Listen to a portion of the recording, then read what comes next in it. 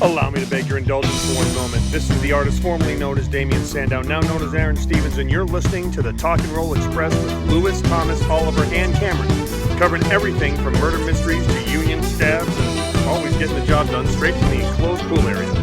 You're welcome. Right, guys. Initial impressions of this pay-per-view.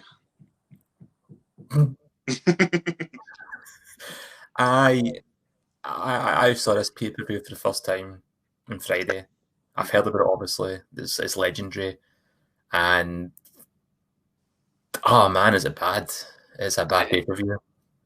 It's one of those. I think I spent more time fast-forwarding it than I did actually watching it.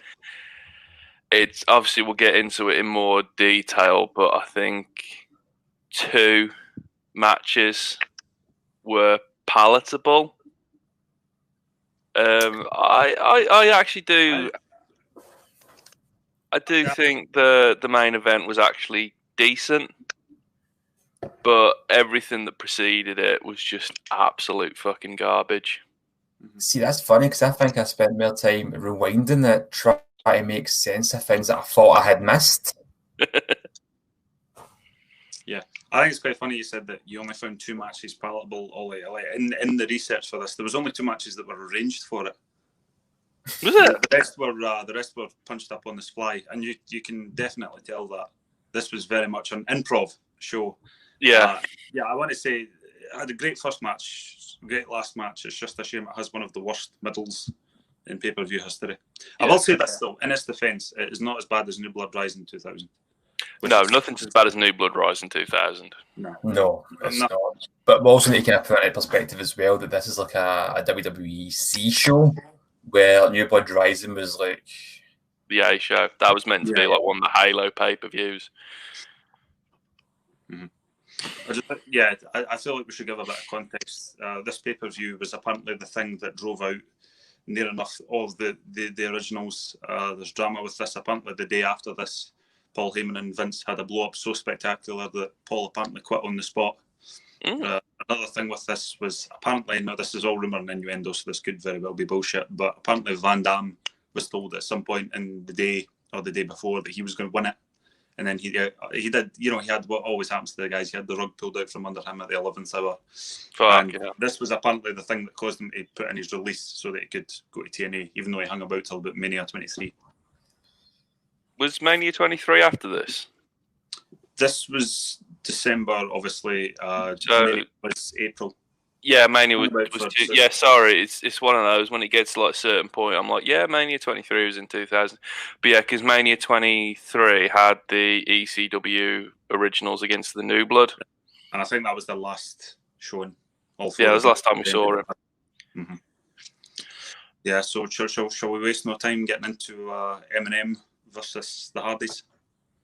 Yeah, but can I actually say something about this Eminem thing? I'm glad this match was on the show because I was listening to a podcast recently. I can't remember what it was, but they kept mentioning Eminem and Eminem won the tag team titles, and I didn't realise they were talking about a tag team called Eminem, and I thought it was some crazy like storyline. I actually did think he was on Raw as a guest general manager. Then he just gave him because they had K-Fed. That's what you're thinking. I think that the K-Fed tie-in. I'm also thinking the fact that during that kind of certain period of WWE, I wouldn't be surprised if they did give Eminem a title. Yeah, it makes complete sense. I mean, John Cena and K-Fed had a match. How unrealistic is it to put the strap on Eminem? Yeah, I just want to say, like, actually, before we do get into the first match, the kind of the stage and the production design, like it's pretty much a SmackDown set. Like, if you change the rope colours to blue and added blue and white lighting, you know, it would be a SmackDown show. There's no effort to even make it look like a third brand. Like, even the kind of, this is something that would like piss me off, but for some reason, like the commentary table having Taz and Joey Styles being right next to the ring, whereas like in the original, it was always like, you know, the kind of the Hawk's Nest. They had that kind of approach to the commentary, like even though just a tiny little thing, but it would have. Do you know? The pay-per-view felt like an entire, apart from the first match, we felt in the last match, but everything in between felt like dark matches. Yeah. There was a real Sunday night heat to it. Yeah. Yeah, exactly that. Yeah, so the first match, Eminem versus the Hardys. None of these guys were actually in ECW at the time. No. SmackDown team. Matt Hardy was on SmackDown and Jeff was on Raw, as proof by him having the IC title. So already off the bat, we've not got a great litany in our 6 matches of having no ECW talent to begin with. But I just want to say that.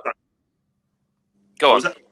No, I just want to say this was the highlight for me. Yeah. I'm not saying that. There was a few spots during this. I just wanted to say one last thing, and then I'll shut up for the people. But there was a couple of counters in that. Like there was the thing when I think Matt was doing the twist of fate got reversed, and then Joey got pushed into the ropes, and then Johnny came down and injured his groin and that, and there was some really, really good counters in there. Some honest to God decent. I know everybody complains about the runtime, but to me it felt okay. I didn't feel like it dragged particularly. It's one of those, if it's a 20-minute match and it's a good match with lots of energy into it, you don't notice it. You really don't notice it. I think the same can be said for the main event as well.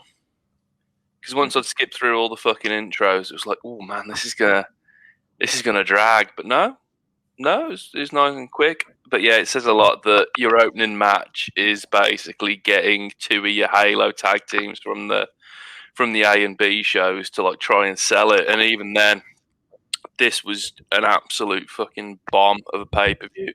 4,500 people attended it and 85,000 bought it at home. The lowest pay-per-view buy rate in Fed history, did it not? I think I remember this being a freebie on Sky Sports as well. This wasn't and it was only the real shit that was like freebies on Sky. I think this was the only one that was free on Sky Sports. Well, I'm trying to put my mind back to when I was a wee laddie religiously watching this. As far back as I can tell, from what I can recall, this was not a very heavily marketed pay-per-view, even throughout the magazine and the website and that. I think it was very much a case of, because ECW was on Sci-Fi at this time, it wasn't on Sky Sports. So it was, they were clutching at straws for a while. Yeah. People watching it, weren't they? I mean, the year before, we got the One Night Stand pay-per-view we've spoke about previously, and we absolutely loved.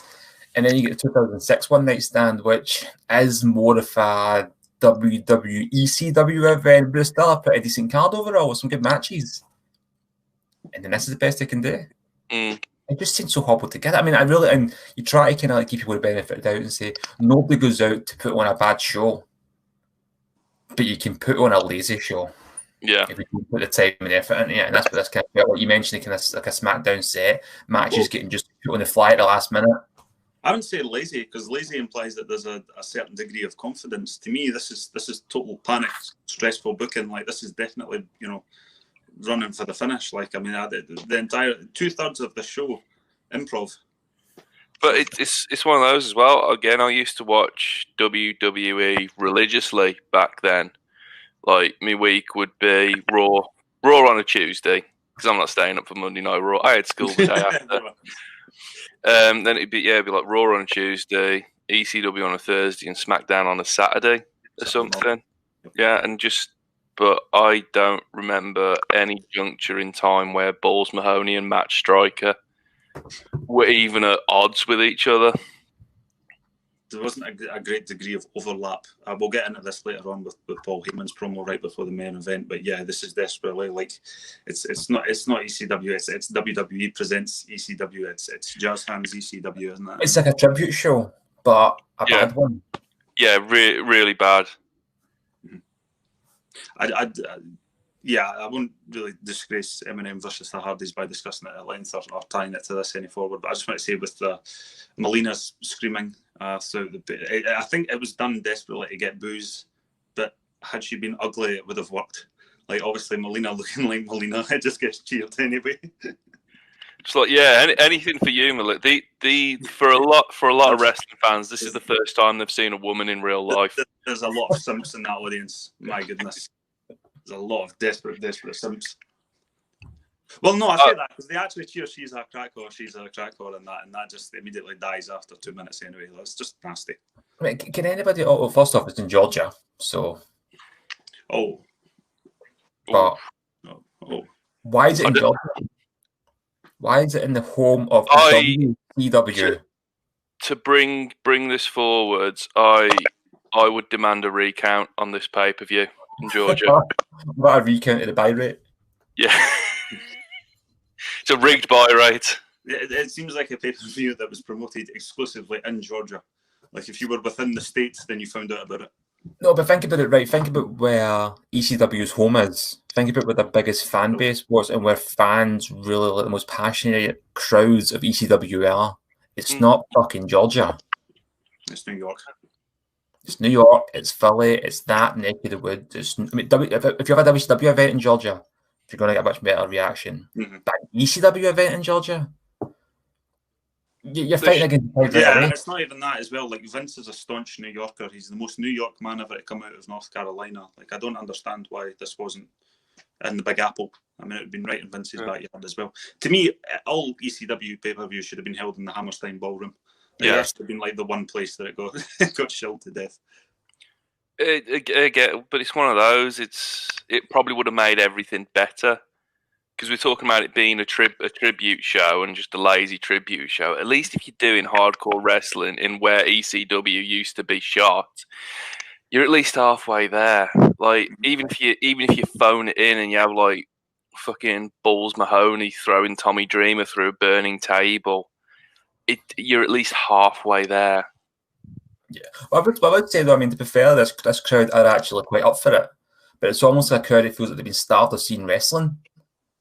Yeah, it's just kind of like the Melina thing as well. It's that kind of crowd that probably just don't feel like maybe wrestling doesn't come to Augusta quite a lot. Maybe that'll be kind of avoid it. I'm not really too sure. I can't remember any other big events that were held there. It just seems strange to me to have this ECW event. They'll try to kind of like bring back the brand, and then they have it miles away from its home base. Yeah, it's weird. It's like wrestling is New York in terms of inventions. Yeah. It's like WCW left Georgia and wrestling just never happened again. So this is like after 6 or 7 years, this is their return. It's very telling that this pay-per-view bombed so badly that we got the holy trinity of ECW pay-per-views. We got One Night Stand 2005, One Night Stand 2006, and then this, and then Vince. I'm not doing one of them again. Yeah, just gonna can it. Yeah, and it's his own fault.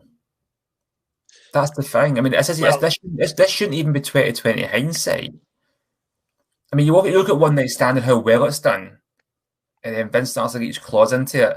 And by this point, he owns it. I mean, like I don't mean legally. I mean, like image-wise, brand-wise, it's Vince.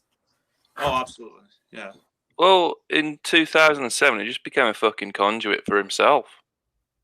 Because I just remember it wasn't about ECW. It was about how he like won the title and everything, and it just wasn't ECW. It was just like it was just a C show, but you'd put it with a really recognizable brand name, and it was just fucked. It was a Sunday Night Heat, as you mentioned earlier, except. I wouldn't even say it was that, because Sunday Night Heat was a tie-in for the big pay-per-views. Like they would have a Sunday Night Heat before Mania and SummerSlam. Now this was more like a Velocity. So this was really not given the time of day. Anyway, moving on, we get the RVD promo in the back. I have never seen RVD looking so dejected in all his entire life. Like he seems to just have been told, "Oh, by the way, you're not going over tonight." Like he just looks absolutely miserable, and it's weird because he's usually got this kind of affable Cheech and Chong style mentality, whatever, cool man, but he looks actively miserable to be here. What a shame. I was about to say, man who smokes that much weed looking miserable, something really bad must have happened.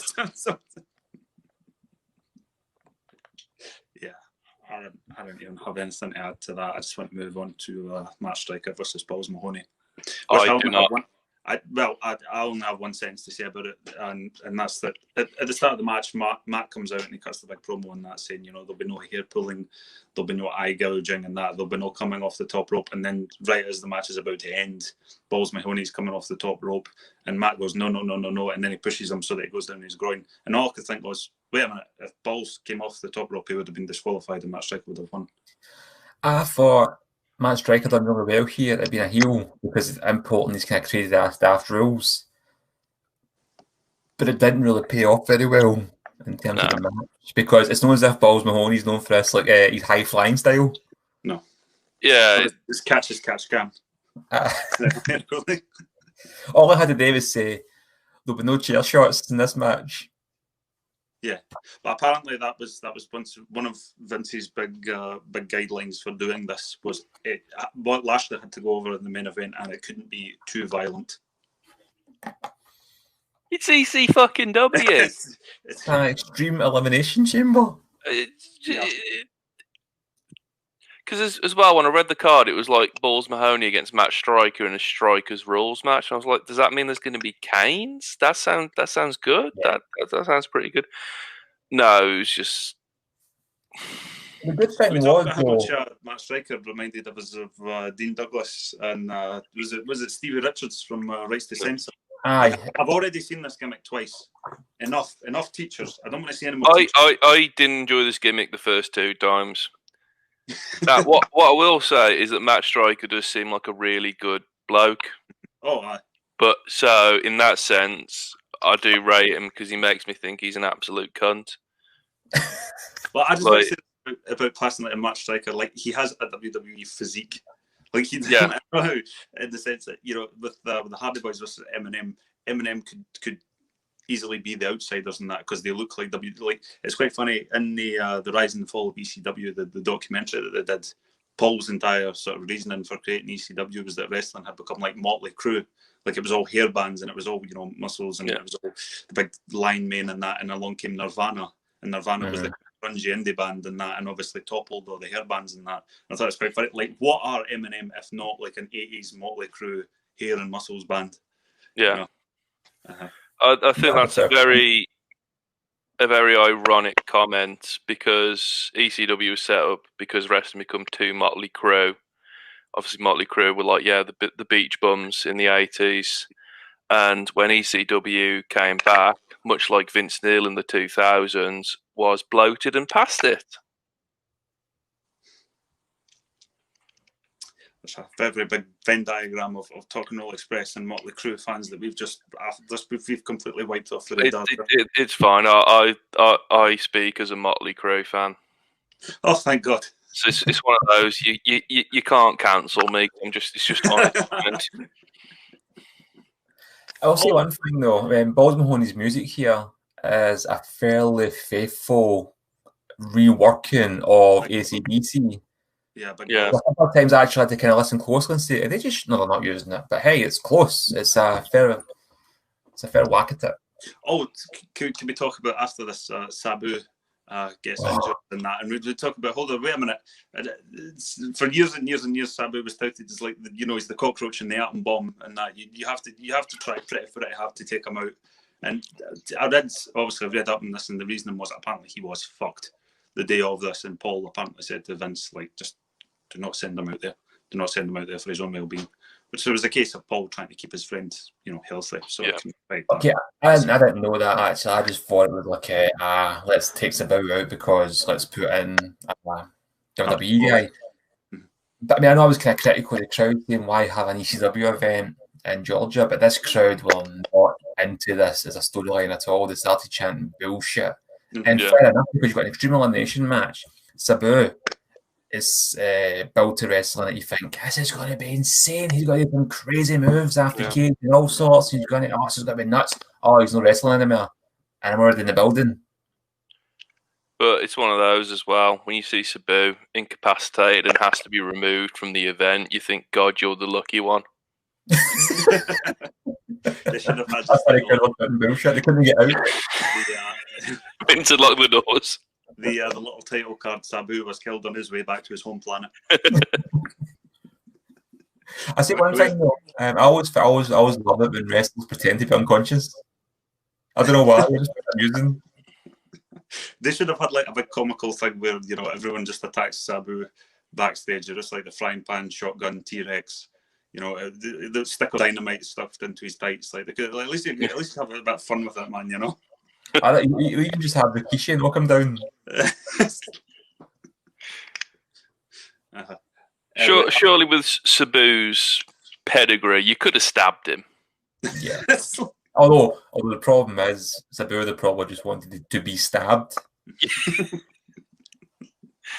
That's Sabu's idea of a blade job. Anyway, after this, we get Elijah Burke and Sylvester Turkey versus the FBI. Now, and past that, I just want to say, at the risk of sounding sleazy here, nobody was watching the rest of us during this. 2 seconds. I'm going to get my headphones because there was a wee slight echo. 2 seconds. Sorry. Yeah, sure, no problem. Thomas has left the chat in disgust over my sexist comments. Oh, I'm going to get so cancelled for this, but fuck it, I had a good one. He heard Elijah Burke and Sylvester Turkey and just was like, fuck this, man, I'm out. It's the SpongeBob meme. I'm ahead of it. So I'll rate it more than anybody else. That just at this point in the podcast, you're like, nah. I'll come back for the next pay-per-view. Thomas is like, but yeah, this was. I mean, the FBI, they're pretty passable tight. I have to say, Sylvester Turkey, like the size of that guy, like he must have either been really shit on the stick or just shit in general, or that, because like he looks like a kind of bruiser bro. He looks like the kind of guy Vince would have butt shot some thick ropes over. Like I reckon that's what happened, but obviously Vince being Vince, he just said, "Yeah, you look like a wrestler, man. Can you wrestle? Can you talk? Don't care. Come along." Well, did they not apparently mention, like, in passing on commentary, that he was like legit, like he was some UFC MMA guy or whatever as well. Like he looks painstaking. He has like the Dangerous Dan fucking jawline going on as well. Yeah. He's got like the old Dan Blazerian beard as well, wherein his beard emphasises his jaw to just comical extent, comical fucking length. I know that feel, bro. Mm-hmm. This was painful. This was absolutely. This was a bad watch. Mm-hmm. Just whatever happened to Elijah Burke as well? I remember him being. I think was he not the Black Pope in TNA? I think he went on to do something in TNA, and I think he was... that sentence has just caused every synapse in my brain to explode. He was who in TNA? I think his character was the Black Pope. I'm fairly certain. I don't know for sure. Don't quote me on that because I don't watch TNA. I didn't really watch TNA. I watched the odd episode of TNA, but I did not watch it at great length. I watched a lot of TNA in the mid-2000s. Yeah, it was the same. I can't comment on Elijah Burke. I don't know what happened to him. But again, it's like as well, see if TNA, if ECW had actually given it the time of day and put some legs on it and had like a TV title or a tag team title, he would have been a great TV champion. Can we just jump back to Sabu quickly? Yeah. I have a different story on why Sabu was removed for that match. Was it not that he was injured? Apparently, Paul Heyman was not happy with it, and Vince. It was originally that. It was a Vince decision. It was a Vince decision because he wanted Holly in the match because he thought Lashley would have to overcome more villains, and Holly was a bigger villain than Sabu. Whereas Heyman thought Sabu being in that match would be great because of high flying style. So it was the total Vince. Hang on, Lashley doesn't even get his hands on Holly in the match. Yeah, you could have had Sabu eliminated before Lashley came in. Yeah, but we're also make logic of Vince's head. Guys, we got to hold off on the main event until we've discussed Tommy Dreamer versus Daivari. It's not lost on me that you've got the 7'3", fucking 420-pound guy as the manager to Daivari. Like, I just think that's amazing. That's just absolutely spectacular. If that's not a metaphor for this pay-per-view, then I don't know what is. Well, here's the thing. See, when I saw the Great Khali walking out, I thought, is Tommy Dreamer going to fight the Great Khali on an ECW pay-per-view? This is fucking sick. Yeah, I would have. But it didn't. You'd need a ladder just to get to him. Oh, we talk about how Daivari's Titantron is just like a gif. It's just his act. They don't even cut to any montage footage of him like beating up people because they do not have any. Yeah, it's one of the, he came and he went. When like Daivari came out, I was like, shit, man, I remember you. Yeah. Yeah, from a lot of like what culture lists as like the most passively racist gimmick of all time. Yeah. But we have vampires, we have evildoers and that, but most importantly, we have Arabs. You know, we have foreigners. It's so fucking. I think the greatest comment on it was that episode of Future Armor where Bender becomes a wrestler, and one of his opponents is the foreigner, And he's like, I'm not from here. I have crazy customs. Look at my passport. And everyone just starts booing him. And that is the WWE in like 15 seconds for you. Yeah. Yeah, it's a shame as well. One would have thought, like, after Muhammad Hassan, they would have learned their lesson. But no, they were still hammering it home, weren't they? Well, do you think that's bad? Davari went to Impact and was called Sheikh Abdul Bashir. Oh, Christ. Good God almighty. Yeah, speaking of Impact and TNA, like the match before, I didn't notice this at the pay-per-view, but the crowd started chanting TNA. Yeah. As well, when Turkey did his big Samoa Joe finisher and that, there was like TNA. How bad an ECW pay-per-view must you be putting on that the crowd are chanting TNA? What they want TNA? This was 2006. This is back when Total Non-Stop Action still had some legs. They want Team and it was 3D Georgia. against. Yeah. I would say it was even better than the Fed at that point. Hot take. TNA for about 2006 to 2008 was untouchable in my opinion. It was really good. It was one of those. It was still quite weird because there was a lot of like WWE offshoot. It felt like half retirement home for WWE. But you had fucking AJ Styles, man. I think that was enough to and Samoa Joe. Plus, Christopher Daniels, Kazarian, that kind of thing. You know, the motorcycle machine guns. Those alone were just fantastic to watch. And obviously you had Stone Cold Shark Boy as well. Is that not Sami Zayn? Huh? Is that not Sami Zayn? He was Shark Boy in TNA. Was he? I think so, No, okay. He was either that or he was Red Tornado. I don't think he was Shark. I don't think he was Shark Boy. Shark Boy was like really small as well. I might be thinking of somebody else. Obviously, I am. Thinking of Stone Cold Shark Boy. Stone Cold Shark Boy. There we go. Anyway, yeah, but even when the Fed went, PG as well, TNA had that TV-14 advantage as well. That should have been the thing that they used to really hammer home that they were the alternative. They should have taken on a load more ECW originals. Well, which ones were still alive? They got most of them all. That's my point. There might have been one or two that they didn't get, but they were able to hoover up a lot of guys. They should have really hammered the point home. One could tie themselves up and not think about this. Just like they could think about Mike Knox and Kelly versus Kevin Thorne and Ariel. I have nothing to say about this other than, but back when I was a wee lad and I had no access to ECW 2006, I was thinking that the Kevin Thorne gimmick looked very, very cool. Like his approach, he's the evil sort of mystical, red smoke vampire and that. But then I actually watched this back and I thought he's wrestling in a red. I'm about to say I hated the Kevin Thorne gimmick back in the day, and I hate it even more now. It's just cringe. This was a total car crash of everything, and I get that kind of try to add some kind of we got a kind of edgy titillation here by just basically having upskirt shots the entire time. I'm just like, did these guys not have they had a broadband in 2006, I suppose, but yeah, they don't have strip clubs in Georgia. They don't have Sears catalogs at home. It just, I'm a straight guy. I like the female form as much as anybody, but there's gratuitous. Yeah, this was definitely even. And this was just bordered on soft porn really at one point. Yeah, it got a bit much. And Alina, Ariel, Trinity, Kelly. Yes, these are not like the names are even bordering on a little bit, suspicious and that. This is totally Vince at the height of his buying a yacht and calling it the sexy bitch. I mean, this is totally. This was a desperately horny man.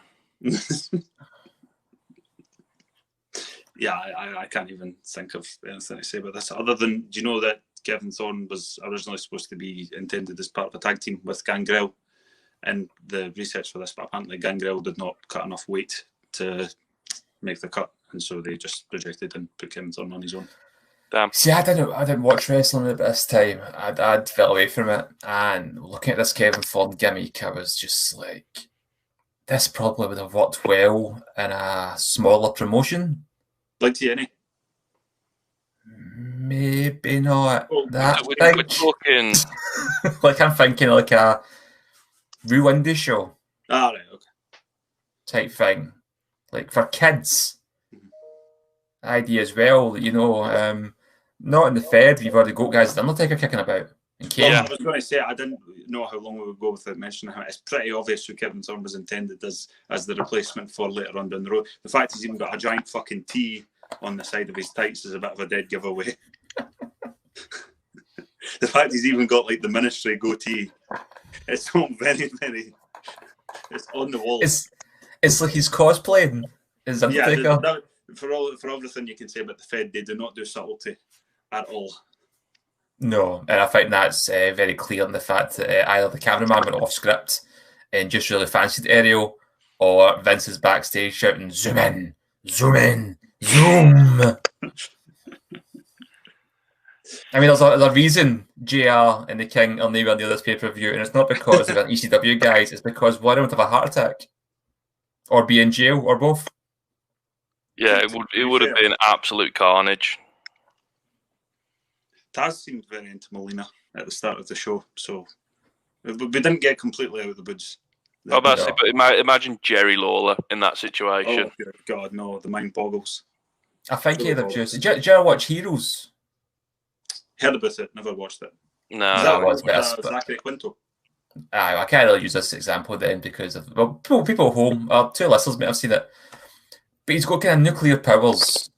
And there's a scene where he just kind of like contain his like rage enemy and it just explodes. And I imagine Jerry Lawler like that responding is watching this match, and you would just see like a mushroom cloud appear above Georgia. That's not smoke. Yeah, he would just see like his eyes would go red, and he'd be like just kind of like vibrating at the chair, and JR would be like, "You okay there, King?" Boom. You got to imagine JR on the motorbike trying to escape the big mushroom cloud like fucking Keanu Reeves in Chain Reaction as well. Here's the thing as well, is I actually think, bizarrely enough, when the WWE were doing like kind of mud wrestling schoolgirl cosplay matches, was more tasteful than how they did this match, because at least they just went all in there, and this was just really weird. Yeah, this is like you said, it's just like, this is upskirting. It's not what you're paid for. It's not what you're branded it as. So it's a bit kind of pervert, a kind of voyeuristic way. It should be like, should I be seeing this? Yeah, it's like you said. It's at least with the mud wrestling. It's intended consequence. This does just feel like there's a wrestling match with some perversion to it. It's funny you mention that now. I could think it was about Mark Kermode's review of Transformers 3 when he was talking about the shot of Rosie Huntington Whitley or that getting out of the car, and he's talking about everything's shot with this kind of pastiche paparazzi like upskirt feeling that. And you think that's what Vince is. He's like a page 3 photographer for the Sun at times as well. It's like that. Oh, Ariel, Kelly, whoa. You know, everyone's done with that kind of approach. You just know that if Vince was British, like he'd have like a faction called the News of the World or something. Yeah, and he'd have like some kind of evil paparazzi gimmick that takes pictures of divas in the shower and stuff like that. Yeah, and it'd be all fine because it's kayfabe. Yeah, it'd be okay. You know, like I was watching Unforgiven. I think it was Unforgiven 2004 earlier. But off topic a wee bit, but it's the storyline where Kane and Lita are married. Oh yeah. Against Lita's will. But during that storyline, Lita also gets pregnant, and she's not happy about it because she hates Kane. So are we led to believe that Kane at some point during the storyline rapes Lita? Yeah, but that's what the fuck? There's no other explanation for it, and it's just like it's just the way you go along with it. Be like, yeah, it's kayfabe. You can't even pin that on Russo either, because Russo was long. But I remember when we were reviewing, when was it, Bad Blood 1997, and we were talking about how there was it wasn't Bad Blood 97 because he wasn't there. It was like it was the Day in Your House before that, and it was talking about the kind of the sex slave storyline between Brian Coleman and Goldust as well, and that. And just think, it's really weird. Sit there and thinking, okay, this. Aye. So. I mean. It's one of those as well. Like when you have that kind of storyline in a drama or a soap or a movie or whatever, I suppose it's passable because this is entire fiction. This is something that someone has made up, and obviously it's not nice. But I suppose as well it can force a conversation. It's a necessary evil. But they're trying to make this look real as well. Like no Yeah. one scripted this. This is actually two guys fighting over someone being their sex slave. This is a guy who has raped his fucking shotgun wife, and you just meant to be like, yeah, this is fine. This is all fine. And that's the thing, you're right, it is fictional. There's that kind of idea that people say, well, why should wrestling be treated any differently? I feel like The Sopranos or Game of Thrones in terms of fiction. And I suppose maybe that kind of different is, it's like Kane can come back as a good guy in a few months' time. If you just to forget that he raped Lita. And it's like Game of Thrones. You can sort of switch your mind off. It's about dragons and castles and shit, and that switch in your mind goes like, I'm watching something fictional. But in Game of Thrones, like there's the bit where Sansa gets assaulted. You know, Vinnie Mac wasn't in the corner of that scene going, "Oh, Sansa, Sansa, oh, Sansa." Yeah, yeah. Wrestling is always going to be looked at through a different prism in terms of the storylines, because, as you say, it's presented as if it is supposed to be real, even if you know it isn't. The idea that it's something that does blow that kind of, well, is it real? Is it not? And obviously, a storyline like that, you can think to say, well, fuck, it's surely not. But they're making it look real. Yeah, and that's when it can be difficult. Again, with The Sopranos, you can get yourself in the mindset of, well, this is horrible, but at some point, someone's going to shout, right, cut, that's a wrap. Yes. And they all go away and...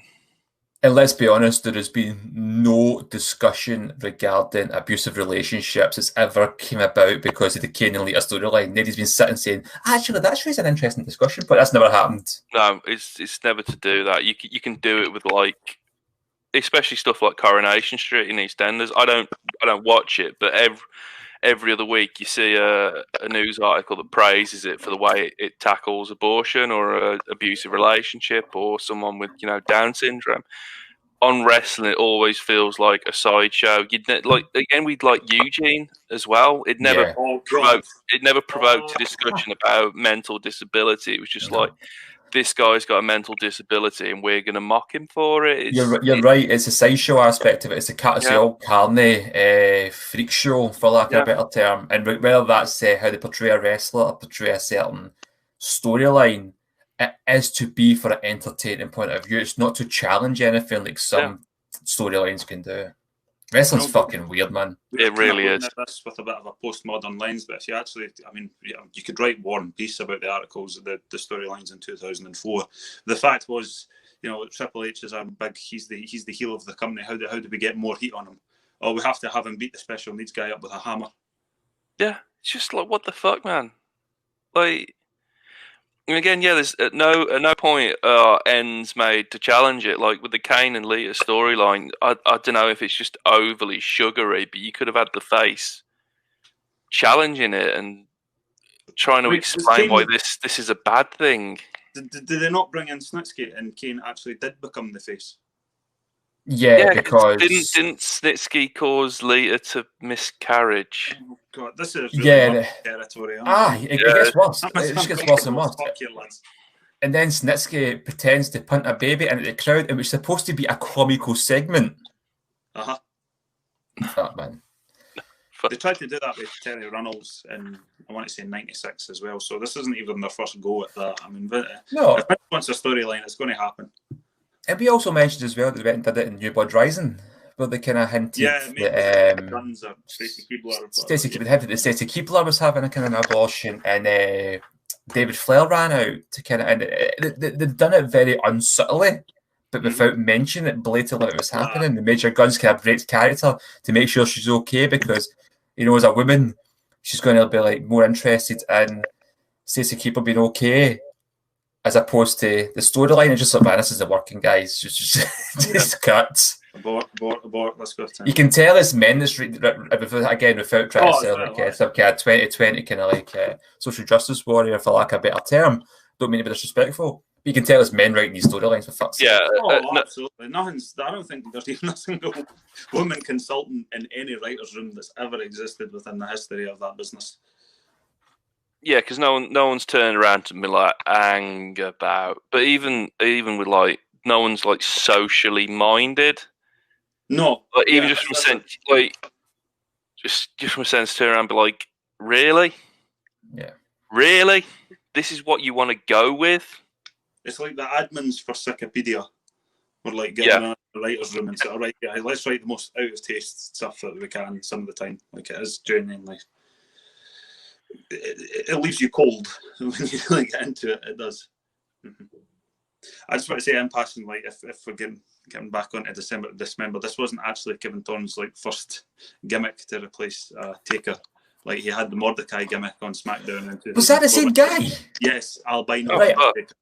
I'm glad you mentioned that, because during that 5 seconds we discussed the match, I was thinking, who's the other guy they went and had that was this similar to this gimmick? I couldn't remember his name for the life of me. Same guy. Fucking hell. Fuck me, man. I'm amazed. I won't be surprised if it's a Survivor Series. They bring out the Undertaker again, but it's been Brian Lee. It's just fucking Kevin Thorne. Yeah. Anyway, let's see what we're all here for, which is jumping at the actual main event. Thank Whoa! We forgot about a very important cameo. Go on. The Sandman. It was such a nothing. It was such a nothing cameo. Like, plus, Sandman's entrance music makes me violently ill. Like, the new stuff, like, they couldn't even be bothered to even do like an acoustic instrumental version of Enter Sandman by Metallica. Like, they just get it. I mean, let's be honest. One of the best things about the Sandman's is his entrance. It's Metallica. It's Metallica blasting. It's a crowd all singing it. I mean, you can say what you want about the Sandman as an in-ring performer or wrestler, whatever. That guy was over his fuck, being the fact that he had a cracking entrance. And you take away one of the most important parts of that entrance, it just seems weird. And he's weirdly cut. Like, he's looking trim as well in this. Yeah. Yes. Seems to have vanished. It looks old. He doesn't look well. He needs a bit of beef on him, man. Not even like muscle, just a bit of the good stuff. We had to bench him because that's on the poster. That is true. It is his hand sticking out the chimney. I don't like the implications of Sandman breaking into somebody's house only to steal their kendo stick. It's like kendo sticks under the trees. He's fucking half canned, smashing into things. Again, it's really weird they put him on the poster and he just has no skin in the game with it as well. Yeah, he has no bearing. I mean, they're already taken Sabu off the main event, and they kind of throw the Sandman in. They kind of try and appease your hardcore loyalists, ECW fans. I just want to say, obviously, we know the Fed aren't going to pay for copyright license of Enter Sandman by Metallica. You know that Mania 35 with Taker coming in with for him the bell tolls. Is that still on the network? Have they pulled that as well and covered that, or is that still? I think it's still circulating. Well, it came into Metallica the Boneyard match this year. No, that's what I meant. Like, for him. It was a new song they went and used as well. Oh, right. They used something for the last album, but yeah, I don't think they'll have a license deal in place for that, I imagine, now, rather than retrospectively adding one. I know, like, even the Jimmy Buffett Margaritaville thing with Austin and Rock, that's been removed from the network. That's no longer available. But the Jimi Hendrix Voodoo Child was removed as well, I'm sure, for NWO. Was that which, fair enough. That was it. They actually used that because Bischoff also talks about that on my podcast, and they got it for a very good price. So it was the actual version. Right. Yeah. To be fair, it was very unhealthy. Like, in terms of like the entrance music fitting the character, NWO Voodoo Child, that was such a perfect click. Yeah. Like, it really was. Yeah, so getting into our actual main event here, Heyman comes out, and you can just, this is Heyman's last stand. Like, Heyman, he just looks like a man who's been arguing constantly for God knows how long as well. He actually, in his promo, when he's talking about how, Ric Flair, the woos will end after he's dead and that, but, the ECW will continue long after I'm gone. Yeah, it's so fucking tongue in cheek, and even like he goes out there and indirectly buries the originals and that, talking about how it's no longer Van Damme, it's no longer Sandman, it's no longer Sabu that's going to be carrying the brand. It's done with such a who's going to be carrying ECW after I'm. Who the fuck knows? Who the fuck cares? I'm leaving. I think it was the great Carly and Vince McMahon. This is the captain of Titanic, seen the iceberg coming. They've hit the iceberg at this point. Tommy Dreamer and Sabu are playing the violins with Balls Mahoney, and Paul Heyman's like, right, lads, you just get to the lifeboats. I'll just watch the whole thing burn. We completely brushed over that whole. You know how you're talking about bleeding, the fake with the real, with regards to storylines and that. There's the bit where Khali drops Tommy Dreamer on the metal girdle. And they do like the silent spot where none of the commentators are like, oh my god, is he okay? Is he think he's all right? Keep the bombers on. It's like, for fuck's sake, like you can't go from one extreme to the other, no pun intended. Like what they should have done, right? They should have had a gimmicked little sheet of girdle and then have them go through it and land on like a mattress, and then just do like the big comical explosions coming out the hole. Like what they did with, I think it was Batista and Undertaker when they got speared and went into the bit off the entrance ramp and that. But they do it with everybody. They do it with everybody. They do it with Dreamer. For some reason, Dreamer actually had to take like a proper back bump that looks like a like fuck. It's because he's extreme, brother. Mm-hmm. He's extreme, brother. It's real to me, damn it. No wonder Sabu left. Yeah, but the main event itself, you know. Can I just mention this main event as well? It's an ECW pay-per-view. They've wheeled out like Balls Mahoney, they've wheeled out Tommy Dreamer, they've forcibly removed Sabu from the building. And you've got Bobby Lashley, The Big Show, Test, Hardcore Holly, CM Punk, and Rob Van Dam. Only one of those guys stands out as an ECW player. It's ridiculous. It is absolutely ridiculous. To be fair, Punk was envisioned as like the new kind of torchbearer for this revitalised ECW, and by all accounts, Heyman politics very, very heavily to try and that's fine. Win tonight. And that's fine for that. I mean, don't be right, but Hardcore Holly, I think Hardcore Holly had kind of found his niche at his level at ECW, kind of rebranding guys would test that. But as you were saying earlier, it just became a Sunday Night Heat. And I get the idea that Vince is like, let's try and build a new ECW. And he's got some good guys there. Mm. Yeah. But at the same time, have some kind of transition, some passing of the torch, maybe. Mm-hmm. I personally enjoyed Hardcore Holly's later run as the governor of Indiana and later the vice president.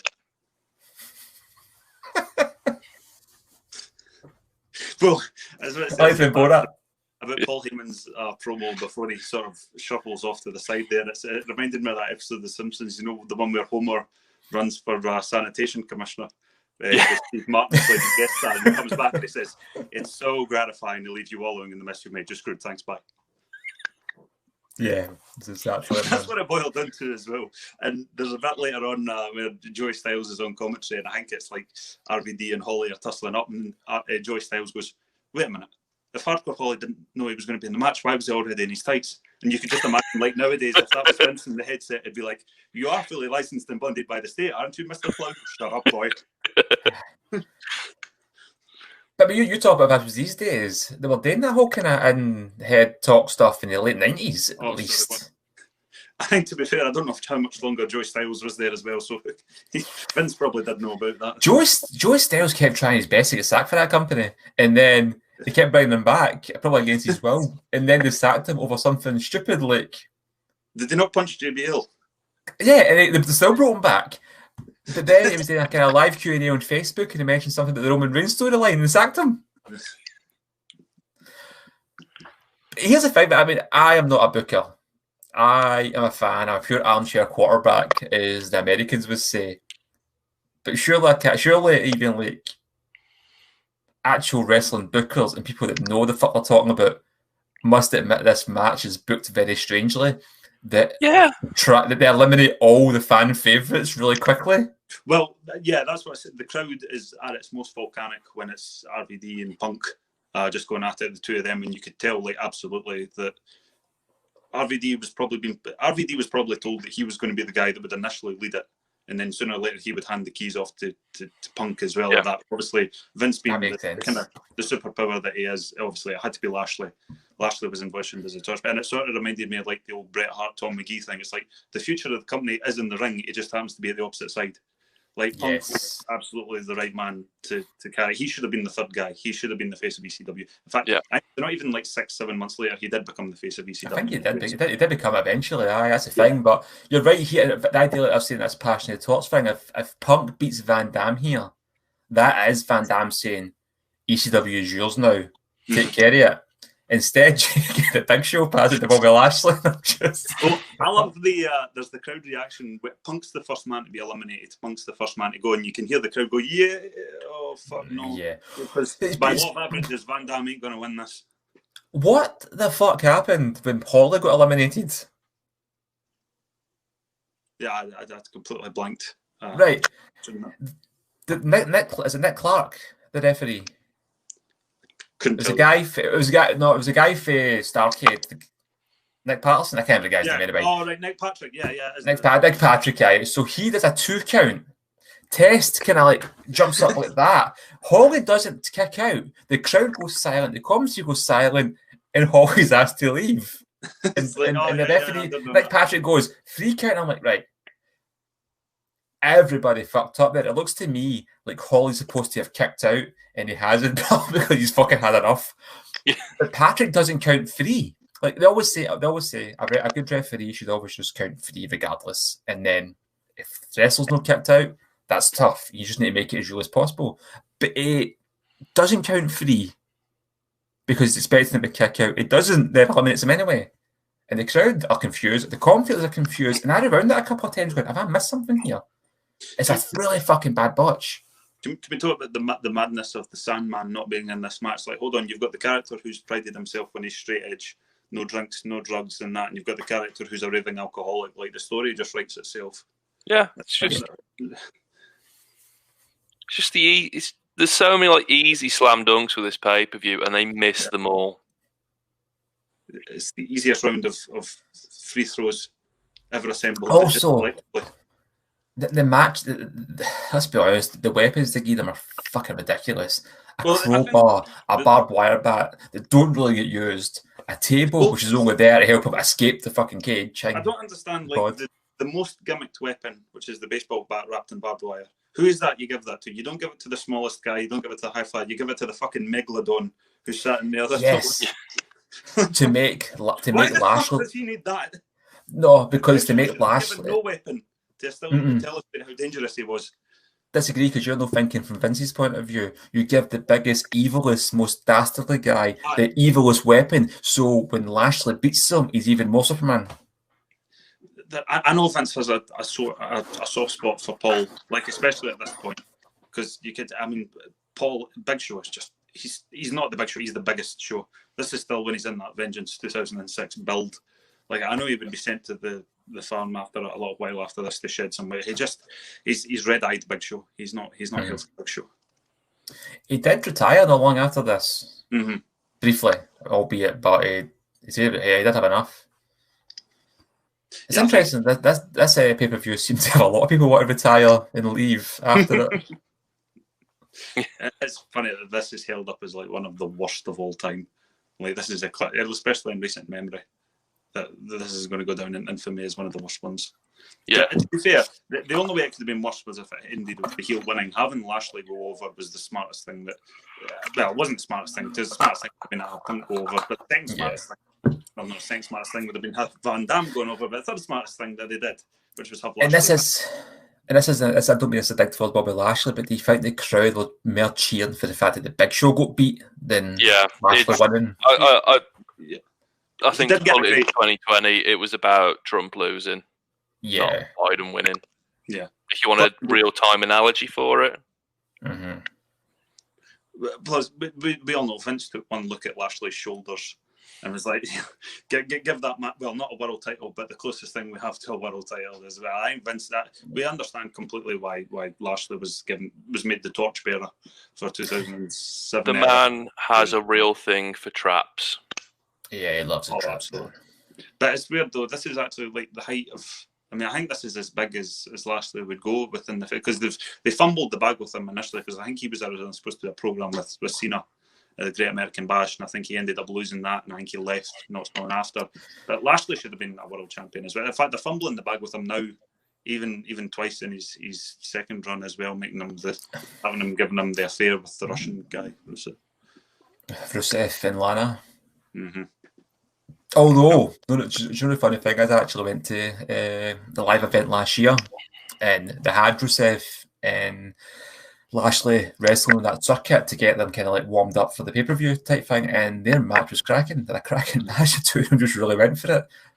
Because the other had like, and then I see the story as well. Though the story was one of the most clicked on things on the YouTube and stuff. So as much as like everybody hated it and everybody was slagging it, the majority loved it. Is that silent majority? It's a Nickelback effect. Everybody hates Nickelback. People are also talking Nickelback being one of the worst bands in the world, but they constantly have sell arena tours and like multi-platinum albums. They're more popular than they're not. Yeah. Mm-hmm. I don't want to say it's a shame as well because Lashley does a perfectly good job during that bit where he breaks his cell out of the chamber and that by climbing off the chair. That got over. Like the fans really came out for him. That bit where he decided like, you know, I'm just going to take on Big Show head to head like the 500-pound guy. Even though it's like we said about Lesnar, Lashley has the dimensions of a small family car next to the Big Show. He looks tiny. But yeah, it is the big David and Goliath, which we always like. But it's amazing as well. A guy like Big Show is the only guy that you could do the kind of the David and Goliath stuff with Lashley, as well. It's you need somebody of that scale or him or Khali to illustrate that Lashley's a bad motherfucker. Yeah, he's legit. Oh, absolutely. He's always been legit. But yeah, it's just why are you? They should have pushed him more on the A or B show as well. Mm-hmm. Yeah, he always does seem like a C+ player because that's how they booked him. Mm-hmm. Yeah, it was weird. Originally, I was remembering this differently. Like the end of the pay-per-view, I could have swore that Big Show went over from what I heard about this, but nah. Lashley did win. I think what a tiny little detail would have been that just would have maybe built him a wee bit more. Is there's a bit where he's in the middle of the ring and Big Show's still in the cage, and I think they really wanted to like push forth him. He should have been like, "Nah, fuck this! I'm breaking into the cage." Yeah, Big Show's still in there as well. That would have just I don't know if this actually happened during the pay-per-view or I kind of just blacked out, or it's one of the kind of Mandela effect things I just heard about. That Paul Heyman calls Big Show the future of ECW at one point. Yeah, he's yelling at orders at him as well. It's like, you're the man as well. You get in there, get this. But when he does it, it's like there's no conviction from it at all, and it's like Paul Heyman's one of the best talk. Paul Heyman's one of the best talkers in the business. I mean, he's saying the Big Show's the future of ECW. He doesn't mean it. No, it's a completely passionless night for Paul. The more passionless would be the following day when he just handed in his notice and fucked off. So. This basically is the equivalent of Snitsky coming out and punting Paul's baby into the crowd. Yeah. This is what Vince has done. For want of a better phrase. He's took Paul Heyman's baby, he's murdered it, he's ruined it, and he's making Paul not only watch but participate in it. It's just, yeah, that's an analogy. That's a metaphor. I'm going to destroy everything you love and make you not only watch but enjoy it. Yeah, it was just so bad. Looking back on it, it was just just from start to finish. I don't know. Didn't even do this with Bischoff. Yeah. So Vince didn't even do this with Bischoff. Vince didn't just bring back WCW to destroy it in front of Bischoff's eyes. It does it with ECW and Paul Heyman for some reason. I think a guy who bankrolled. Yeah, I think to an end he envies Paul Heyman. I think that it's not just that. Well, Vince McMahon is a dickhead, and he's a pretty poor businessman, as we've seen. I think there is a power element to it. I think with this, it was a case of I'm the big man and you're the little boy. I think maybe there was a mutual respect between him and Bischoff that they were both, big power players or something. With like Paul Heyman, he wanted to destroy him. He wanted to show him that he can give him everything and take it away. Maybe I'm looking into it too much, but that's what it feels like. It felt like But at the same time, what else is Paul Heyman going to do? What can Paul Heyman do? But yeah, disclaimer, this podcast, if you come on expecting our usual QAnon and Chris Benoit jokes, we have went a bit kind of deep. Fuck, yeah, sorry. I would say Kevin Thorne would definitely be a Q guy. There we go. I would say, given what we talked about in the middle with Kane and Lee, we've definitely run the gambit today in terms of rustling the apple cart. Yeah. But I was going to say, I'm very proud of what we've discussed ad nauseum here. We did manage to talk about. We got as much out of Dismember as anybody has. We actually talked about this week's event, which I think is a real improvement for us. Yeah, every single match as well. Yeah, to some degree. But every single match we did. It got mentioned. Yes. Say the line, Ollie. It was an event that happened. The 2006 ECW pay-per-view Dismember was a wrestling event. Hey! Well, it was a December that was dismembered, let's be honest. Oh, something was dismembered. Yes. Paul Heyman's dreams. Oh. We talk about the fact that they could have just rebooted the November to Remember pay-per-view, but that just feels like such a slate of fan day. No November to Remember. Make it December to Dismember. Fuck you. No Remember November. Right, guys. In passing, what are we going to do a fortnight from now? The last WCW? I like that idea. Aye, that sounds good. I like hearing the farts of a dying corpse too. We have nowhere to go but from up. Nowhere to go but up. But yeah, let's just continue our theme of watching Vince destroy promotions. So let's watch a bit of modern WWE then. Oh! Where did that come from? It's a good job I'll never have any shot of working for WWE because every week I just completely ruin it. Well, they are looking for a new writer. Fuck it, man, I'll do it. I might just write a fucking wrestling script or something. Do you know what I did watch?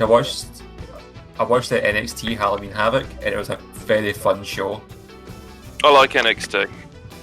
But the Halloween Havoc, they did the spin the wheel thing and stuff, and they did it very kind of tongue-in-cheek, but managed to get really good matches out of it as well. It was very well done. Right, guys, I'm just going to sign off for now. I will catch you a fortnight from now, and hopefully I can wrap Cammy into attending. I miss him. Exiled now. Yeah, no wonder. I don't blame him. Yeah. He's the boo. Hopefully we can get the dogs back in the enclosed pool area for him. Right. Yes. On that note, I'm signing off. Right, adios. Thank guys. you. Good night. Yeah, lads. Good night.